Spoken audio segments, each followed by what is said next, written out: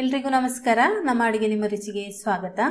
ಇವತ್ತು ನಾನು ನಿಮಗೆ ರುಚಿಕರವಾದ ಈರುಳ್ಳಿ ಅಡೆ ಮತ್ತು ಅದಕ್ಕೊಂದು ಚಟ್ನಿ ರೆಸಿಪಿಯನ್ನು ತೋರಿಸ್ತಾ ಇದ್ದೀನಿ. ತುಂಬ ಆರೋಗ್ಯಕರವಾದ ಒಂದು ಸಾಂಪ್ರದಾಯಿಕ ರೆಸಿಪಿ ಕೂಡ ಇದು.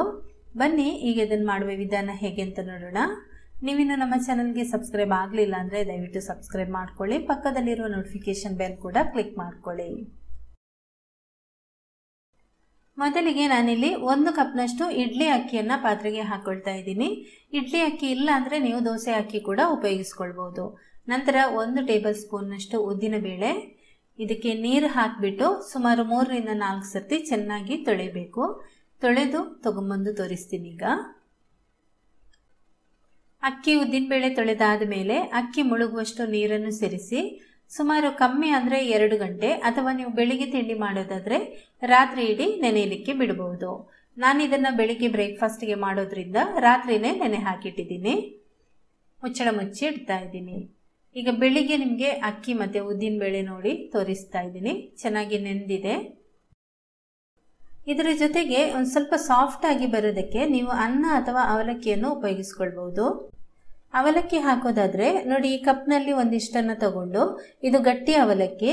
ಅಕ್ಕಿ ರುಬ್ಬೋದಕ್ಕಿಂತ 10 ನಿಮಿಷ ಮುಂಚೆ ನೀರಿನಲ್ಲಿ ನೆನೆ ಹಾಕಿಬಿಟ್ಟು ನಂತರ ಅದನ್ನು ರುಬ್ಲಿಕ್ಕೆ ಉಪಯೋಗಿಸ್ಕೊಳ್ಬಹುದು. ಅನ್ನ ಆದರೆ ಈ ಕಪ್ನಲ್ಲಿ ಅರ್ಧ ಕಪ್ನಷ್ಟು ಉಪಯೋಗಿಸ್ಕೊಳ್ಳಿ. ಅಡೆ ಸ್ವಲ್ಪ ಮೆತ್ತಗೆ ಬರೋದಕ್ಕೆ ಈ ಅನ್ನ ಅಥವಾ ಅವಲಕ್ಕಿಯನ್ನು ಉಪಯೋಗಿಸ್ಕೊಳ್ಳೋದು. ಇದರಲ್ಲಿ ನೀವು ಯಾವುದಾದ್ರೂ ಒಂದನ್ನು ಬಳಸ್ಬೋದು, 2 ಹಾಕಬೇಕು ಅಂತ ಏನಿಲ್ಲ. ಬೆಳಿಗ್ಗೆ ತಿಂಡಿಗೆ ಅಂತ ರಾತ್ರಿ ಉಳಿದಿರುವಂತಹ ಅನ್ನವನ್ನು ಉಳಿಸ್ಕೊಂಡ್ರೆ ಹಿಟ್ಟನ್ನು ನೀವು ಜಾಸ್ತಿ ಹೊತ್ತು ಇಡ್ಲಿಕ್ಕೆ ಆಗೋದಿಲ್ಲ. ಹಿಟ್ಟು ಜಾಸ್ತಿ ಹುಳಿ ಬಂದ್ಬಿಡುತ್ತೆ, ಆಮೇಲೆ ಗ್ಯಾಸ್ಟ್ರಿಕ್ ಸಮಸ್ಯೆ ಎಲ್ಲ ಆಗುತ್ತೆ. ಅದೇ ನೀವು ಫ್ರೆಶ್ ಆಗಿರುವಂತಹ ಅನ್ನವನ್ನು ಬಳಸ್ಕೊಂಡ್ರೆ ಹಿಟ್ಟನ್ನು ನೀವು ಒಂದು 5-6 ಗಂಟೆ ಕೂಡ ಇಡ್ಬೋದು. ಜಾಸ್ತಿ ಹೊತ್ತು ಇಡೋದಾದ್ರೆ ಅವಲಕ್ಕಿಯನ್ನು ನೀವು ಉಪಯೋಗಿಸ್ಕೊಳ್ಬೋದು. ನಾನಿಲ್ಲಿ ಅನ್ನವನ್ನು ಉಪಯೋಗಿಸ್ಕೊಳ್ತಾ ಇದ್ದೀನಿ.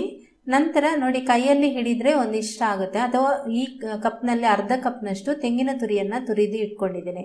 ನೀವು ಬೇಕಾದರೆ ಜಾಸ್ತಿ ಕೂಡ ಹಾಕೋಬಹುದು, 1 ಕಪ್ನಷ್ಟು ಕೂಡ ಹಾಕೋಬಹುದು. ಆಮೇಲೆ ಅಕ್ಕಿಯ ನೀರನ್ನು ಬಸಿದ್ಬಿಟ್ಟು ಮಿಕ್ಸಿ ಜಾರಿಗೆ ಹಾಕೊಳ್ಳಿ. ನಂತರ ಇದರ ಜೊತೆಗೆ ಅನ್ನವನ್ನು ಸೇರಿಸ್ಕೊಳ್ಳಿ. ಅನ್ನ ಅಥವಾ ಅವಲಕ್ಕಿ ನೀವು ಯಾವುದು ಹಾಕ್ತೀರಾ ಅದನ್ನು. ಆಮೇಲೆ ತೆಂಗಿನ ತುರಿಯನ್ನು ಹಾಕೊಳ್ಳಿ. ರುಚಿಗೆ ತಕ್ಕಷ್ಟು ಉಪ್ಪನ್ನು ಸೇರಿಸ್ಕೊಳ್ಳಿ. ಸ್ವಲ್ಪ ನೀರು ಸೇರಿಸ್ಬಿಟ್ಟು ನುಣ್ಣಗೆ ಇದನ್ನು ರುಬ್ಕೊಳ್ಬೇಕು. ಅನ್ನ ಹಾಕೊಳ್ಳುವಾಗ ನೀರು ಸ್ವಲ್ಪ ಜಾಸ್ತಿ ತಗೊಳುತ್ತೆ. ಈಗ ಒಂದ್ಸರ್ತಿ ರುಬ್ಬಿ ಆಗಿ ಸ್ವಲ್ಪ ಇನ್ನೂ ಕೂಡ ನೀರು ಹಾಕಿಬಿಟ್ಟು ಈ ರೀತಿ ನುಣ್ಣಗೆ ರುಬ್ಕೊಂಡಿದ್ದೀನಿ. ಲೈಟಾಗಿ ಸ್ವಲ್ಪ ತರಿ ಇದ್ರೂ ಏನು ಪರವಾಗಿಲ್ಲ. ರುಬ್ಬಿದ ಹಿಟ್ಟನ್ನು ಪಾತ್ರೆಗೆ ಹಾಕೊಳ್ತಾ ಇದ್ದೀನಿ. ಹಿಟ್ಟು ತುಂಬ ದಪ್ಪ ಇದೆ ಅಂತ ಅನಿಸಿದ್ರೆ ನೀರು ಹಾಕೊಳ್ಳಿ, ಇಲ್ಲಾಂದರೆ ನೀರಿನ ಅವಶ್ಯಕತೆ ಇಲ್ಲ. ಇಷ್ಟೇ ಸಾಕು. ದೋಸೆ ಹಿಟ್ಟಿನ ಹದಕ್ಕೆ ಮಾಡ್ಕೊಳ್ಳಿ. ಈಗ 2 ದೊಡ್ಡ ಈರುಳ್ಳಿಯನ್ನು ತಗೊಂಡಿದ್ದೀನಿ. ಸಣ್ಣದಾದರೆ ಒಂದು 4 ಉಪಯೋಗಿಸ್ಕೊಳ್ಳಿ. ಬೇಕಾದರೆ ಸ್ವಲ್ಪ ಕಮ್ಮಿ ಕೂಡ ಹಾಕಬಹುದು. ಈ ರೀತಿ ಇದನ್ನು ಉದ್ದಕ್ಕೆ ಹೆಚ್ಚಿಟ್ಕೊಂಡಿದ್ದೀನಿ. ಈ ಥರ ಇದನ್ನು ಸಪ್ರೇಟ್ ಮಾಡ್ಕೊಳ್ಳಿ. ನೋಡಿ, ಹೀಗೆ ಉದ್ದಕ್ಕೆ ಹೆಚ್ಚೋ ಬದಲು ಸಣ್ಣದಾಗಿ ಕೂಡ ಹೆಚ್ಚಿ ಹಾಕೋಬಹುದು. ನನಗೆ ಇದೇ ಥರ ಇಷ್ಟ, ಅದಕ್ಕೋಸ್ಕರ ಈ ರೀತಿ ಹೆಚ್ಚಿಕೊಂಡಿದ್ದೀನಿ. ನಂತರ ಇದನ್ನು ಹೀಗೆ 2 ಭಾಗವಾಗಿ ಮಾಡ್ಕೊಂಡಿದ್ದೀನಿ. ನೋಡಿ, ಇದು ಯಾಕೆ ಅಂತ ಮತ್ತೆ ಗೊತ್ತಾಗುತ್ತೆ ನಿಮಗೆ. ಒಲೆ ಮೇಲೆ ಬಾಣಲೆ ಇಟ್ಟು ಅದರಲ್ಲಿ 1 ಸ್ಪೂನ್ನಷ್ಟು ಎಣ್ಣೆ ಹಾಕೊಂಡಿದ್ದೀನಿ. ಎಣ್ಣೆ ಬಿಸಿ ಆದಮೇಲೆ ಈ ಅರ್ಧ ಭಾಗದಷ್ಟು ಈರುಳ್ಳಿಯನ್ನು ಇದಕ್ಕೆ ಹಾಕೊಳ್ಳಿ. ನಂತರ ಈ ಈರುಳ್ಳಿಯನ್ನು ಒಂದು ನಿಮಿಷದವರೆಗೆ ಫ್ರೈ ಮಾಡ್ಕೊಳ್ಳಿ. ಸ್ವಲ್ಪ ಅದು ಹಸಿ ಸ್ಮೆಲ್ ಹೋದರೆ ಸಾಕು, ಅಷ್ಟಾದರೆ ಸಾಕು. ಇದರಲ್ಲಿ ನಾನು ತಿಂಡಿ ಕಾಯಿಸಿರುವಂತಹ ಎಣ್ಣೆಯನ್ನು ಹಾಕಿದ್ದೀನಿ. ಅದಕ್ಕೆ ಒಂದು ಸ್ವಲ್ಪ ಅದು ಅರಿಶಿಣದ ಬಣ್ಣ ಇದೆ. ಸುಮಾರು 1.5 ನಿಮಿಷ ಇದನ್ನು ಹುರಿದಿದ್ದೀನಿ. ಗ್ಯಾಸ್ ಆಫ್ ಮಾಡ್ಕೊಂಡಿದ್ದೀನಿ. ಈ ಈರುಳ್ಳಿಯನ್ನು ಈಗ ಈ ಹಿಟ್ಟಿಗೆ ಸೇರಿಸ್ಕೊಳ್ಬೇಕು. ಸೇರಿಸ್ಬಿಟ್ಟು ಚೆನ್ನಾಗಿ ಇದನ್ನು ಮಿಕ್ಸ್ ಮಾಡ್ಕೊಳ್ಳೋಣ.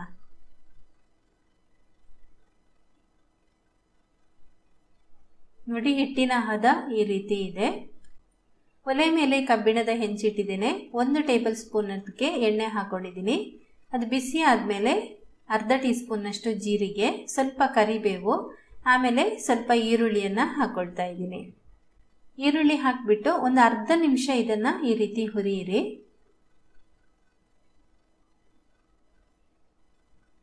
ಅರ್ಧ ನಿಮಿಷ ಆದಮೇಲೆ ಸ್ವಲ್ಪ ಈರುಳ್ಳಿಯನ್ನು ಈ ರೀತಿ ಸೈಡಿಗೆ ತೆಗೆದಿಡ್ತಾ ಇದ್ದೀನಿ. ಹಿಟ್ಟು ಹಾಕಿದ ಮೇಲೆ ಅದರ ಮೇಲ್ಗಡೆ ಹಾಕೋದಕ್ಕೆ ಸ್ವಲ್ಪ ಈರುಳ್ಳಿಯನ್ನು ತೆಗೆದಿಟ್ಟು ಹಿಟ್ಟಿನ ಅರ್ಧ ಭಾಗದಷ್ಟು ಇದಕ್ಕೆ ಹಾಕ್ತಾ ಇದ್ದೀನಿ. ನಿಮಗೆ ಎಷ್ಟು ದೊಡ್ಡ ಸೈಜ್ ಬೇಕು ನೀವು ಸಣ್ಣ ಸಣ್ಣದಾಗಿ ಒಂದೆರಡು ಸೌಟು ಕೂಡ ಹಾಕಿ ಮಾಡ್ಬೋದು. ಆಮೇಲೆ ಈ ಈರುಳ್ಳಿಯನ್ನು ಇದರ ಮೇಲ್ಗಡೆ ಹಾಕೊಳ್ತಾ ಇದ್ದೀನಿ ನೋಡಿ. ನಂತರ ಮುಚ್ಚಳ ಮುಚ್ಚಿಟ್ಟು ನಿಧಾನ ಉರಿಯಲ್ಲಿ ಇದನ್ನು ಬೇಯಿಸ್ಕೊಳ್ಬೇಕು. ಸಣ್ಣದು ಹಾಕಿದರೆ ಸ್ವಲ್ಪ ಬೇಗ ಬೇಯುತ್ತೆ, ಸ್ವಲ್ಪ ದೊಡ್ಡ ಸೈಜ್ ಆದರೆ ಒಂದು ಸ್ವಲ್ಪ ಟೈಮ್ ಜಾಸ್ತಿ ತಗೊಳುತ್ತೆ. ಒಂದು 10 ನಿಮಿಷ ಆಗುವಾಗ ಆಮೇಲೆ ಅದನ್ನು ತಿರುಗಿಸಿ ಹಾಕಿ. ಆದರೆ ಅದಕ್ಕಿಂತ ಮುಂಚೆ ಒಂದು ಸರ್ತಿ ನೋಡ್ಕೋಬೇಕು. ನಿಮ್ಮ ಹತ್ರ ಆ ರೀತಿ ಹೆಂಚು ಇಲ್ಲ ಅಂದರೆ ನೀವು ಬಾಣಲೆಯಲ್ಲಿ ಕೂಡ ಬೇಯಿಸ್ಕೊಳ್ಬೋದು. ಉಳಿದಿರುವಂತಹ ಹಿಟ್ಟನ್ನು ನಾನು ಈ ರೀತಿ ಬಾಣಲೆಯಲ್ಲಿ ಹಾಕಿ ಬೇಯಿಸ್ತಾ ಇದ್ದೇನೆ. ಈಗ ಇದಕ್ಕೊಂದು ಚಟ್ನಿ ಮಾಡೋದು ತೋರಿಸ್ತಾ ಇದ್ದೀನಿ. ಚಟ್ನಿಗೆ ನಾನಿಲ್ಲಿ ಅರ್ಧ ಕಪ್ನಷ್ಟು ತೆಂಗಿನ ತುರಿಯನ್ನು ಮಿಕ್ಸಿ ಜಾರಿಗೆ ಹಾಕೊಳ್ತಾ ಇದ್ದೀನಿ. ನಂತರ 1-2 ಸ್ಪೂನ್ನಷ್ಟು ಹುರಿಗಡಲೆ, ಸಣ್ಣ ತುಂಡು ಶುಂಠಿ, 3 ಒಣಮೆಣಸಿನಕಾಯಿ, ಒಂದು ಸ್ವಲ್ಪ ಹುಣಸೆ ಹಣ್ಣು ಇವಿಷ್ಟನ್ನು ಹಾಕಿಬಿಟ್ಟು 1/4 ಟೀ ಸ್ಪೂನ್ನಷ್ಟು ಬೆಲ್ಲ ಹಾಕೊಳ್ತಾ ಇದ್ದೀನಿ. ಬೆಲ್ಲ ನಿಮಗೆ ಬೇಡ ಅಂದರೆ ಸ್ಕಿಪ್ ಮಾಡ್ಕೊಳ್ಳಿ. ನಂತರ ರುಚಿಗೆ ತಕ್ಕಷ್ಟು ಉಪ್ಪು, ನೀರು ಸೇರಿಸ್ಕೊಂಡು ಇದನ್ನು ನುಣ್ಣಗೆ ರುಬ್ಕೊಳ್ಬೇಕು. ಚಟ್ನಿ ರುಬ್ಬಿ ರೆಡಿ ಆಗಿದೆ. ಒಂದು ಬೌಲಿಗೆ ಹಾಕೊಂಡಿದ್ದೀನಿ. ಇದಕ್ಕೆ ನೀವು ಬೇಕಾದರೆ ಒಗ್ಗರಣೆ ಹಾಕೋಬಹುದು, ನಾನಿಲ್ಲಿ ಹಾಕ್ತಾ ಇಲ್ಲ. ಬನ್ನಿ ಈಗ ಇದನ್ನು ನೋಡೋಣ. ನೋಡಿ, ಈ ರೀತಿ ಮೇಲ್ಗಡೆ ಸ್ವಲ್ಪ ಗಟ್ಟಿಯಾಗಿದೆ. ಸುಮಾರು 8 ನಿಮಿಷ ಆಗಿದೆ. ಈಗ ಇದನ್ನು ನಾವು ತಿರುಗಿಸಿ ಹಾಕೋಣ. ಈ ರೀತಿ ತಿರುಗಿಸಿ ಹಾಕಬೇಕು. ನಿಧಾನಕ್ಕೆ ತೆಗೀರಿ, ಇಲ್ಲಾಂದರೆ ಇದು ಪುಡಿ ಆಗುತ್ತೆ ಬಿಸಿ ಇರುವಾಗ. ದೊಡ್ಡ ಸೈಜ್ ಇರುತ್ತಲ್ವ, ಸಣ್ಣದಾದರೆ ಸ್ವಲ್ಪ ಬೇಗನೆ ಬೇಯುತ್ತೆ. ಒಂದು 5 ನಿಮಿಷ ಆದಮೇಲೆ ನೋಡ್ಕೊಳ್ಳಿ, ಆಮೇಲೆ ತಿರುಗಿಸಿ ಹಾಕ್ಬೋದು. ಈಗ ಇದನ್ನು ತಿರುಗಿಸಿ ಹಾಕಿಬಿಟ್ಟು ಸ್ವಲ್ಪ ಸೈಡಿಗೆ ಎಣ್ಣೆ ಹಾಕಿಬಿಟ್ಟು ಬೇಯಿಸ್ಕೊಳ್ಳಿ. ಈಗ ನೀವು ಇದನ್ನು ಮುಚ್ಚಳ ಮುಚ್ಚಿಟ್ಟು ಕೂಡ ಬೇಯಿಸ್ಕೊಳ್ಬೋದು, ಅಥವಾ ಹಾಗೇನೆ ಓಪನ್ ಆಗಿ ಕೂಡ ಬೇಯಿಸ್ಕೊಳ್ಬೋದು. ಓಪನ್ ಆಗಿ ಬೇಯುವಾಗ ಅದು ಮೇಲ್ಗಡೆ ಆ ಗರಿ ಗರಿ ಆಗಿರುತ್ತಲ್ವ, ಅದು ಹಾಗೇನೆ ಇರುತ್ತೆ. ವಾಪಸ್ ನಿಧಾನ ಉರಿಯಲ್ಲಿ ಅಂದರೆ ಲೋ ಫ್ಲೇಮ್ನಲ್ಲಿ ಇಟ್ಟು ಒಂದು 5-6 ನಿಮಿಷ ಇದನ್ನು ಬೇಯಿಸ್ಕೊಳ್ಳಿ. ಎರಡೂ ಕೂಡ ಬೆಂದು ರೆಡಿಯಾಗಿದೆ, ಹಾಗೇನೆ ತಣ್ಣಗಾಗಿದೆ ಸ್ವಲ್ಪ. ನಂತರ ಇದನ್ನು ಈ ರೀತಿ ಕಟ್ ಮಾಡ್ಕೊಳ್ತಾ ಇದ್ದೀನಿ. ಈರುಳ್ಳಿ ಹಾಕಿದಷ್ಟು ತುಂಬಾ ರುಚಿಯಾಗಿ ಬರುತ್ತೆ ಮತ್ತು ತುಂಬ ಮೆತ್ತಗೆ ಇರುತ್ತೆ, ನೋಡ್ಬೋದು. ಇದನ್ನು ನೀವು ಚಟ್ನಿ ಜೊತೆ ತಿಂದು ನೋಡಿ, ತುಂಬಾ ಚೆನ್ನಾಗಿರುತ್ತೆ. ಸ್ವೀಟ್ ಬೇಕಂದರೆ ಇದಕ್ಕೆ ಸ್ವಲ್ಪ ಬೆಲ್ಲ ಹಾಕಿ ಕೂಡ ನೀವು ಮಾಡ್ಕೋಬೋದು. ನಿಮಗೆ ನೋಡಿದ್ರೇ ಗೊತ್ತಾಗುತ್ತೆ, ಎರಡೂ ಕಡೆ ಗೋಲ್ಡನ್ ಕಲರ್ ಬಂದಿದೆ, ಗರಿ ಗರಿಯಾಗಿ ಬಂದಿದೆ ಕೂಡ. ತುಂಬಾ ರುಚಿಯಾದ ಒಂದು ಸಾಂಪ್ರದಾಯಿಕ ಒಂದು ರೆಸಿಪಿ ಕೂಡ ಇದು. ಮನೆಯಲ್ಲಿ ಮಕ್ಕಳಾಗಲಿ ದೊಡ್ಡವರಾಗಲಿ ಎಲ್ಲರಿಗೂ ಇದು ತುಂಬಾ ಇಷ್ಟ ಆಗುತ್ತೆ. ಇದು ಸಪ್ಪೆ ಆಗಿರೋದ್ರಿಂದ ಚಟ್ನಿ ಜೊತೆ ತಿಂದು ನೋಡಿ. ಈರುಳ್ಳಿ ಎಲ್ಲ ಇರೋದ್ರಿಂದ ಹಾಗೇನೆ ಕೂಡ ತಿನ್ಬೋದು. ಓಕೆ ಫ್ರೆಂಡ್ಸ್, ಈ ಒಂದು ವಿಡಿಯೋ ನಿಮಗೆ ಇಷ್ಟ ಆಗಿದ್ರೆ ಒಂದು ಲೈಕ್ ಮಾಡಿ, ಶೇರ್ ಮಾಡಿ, ಕಮೆಂಟ್ ಮಾಡಿ. ಹಾಗೇನೆ ನಮ್ಮ ಚಾನಲ್ಗೆ ನೀವಿನ್ನು ಸಬ್ಸ್ಕ್ರೈಬ್ ಆಗಲಿಲ್ಲ ಅಂದರೆ ದಯವಿಟ್ಟು ಸಬ್ಸ್ಕ್ರೈಬ್ ಮಾಡ್ಕೊಳ್ಳಿ. ಧನ್ಯವಾದಗಳು.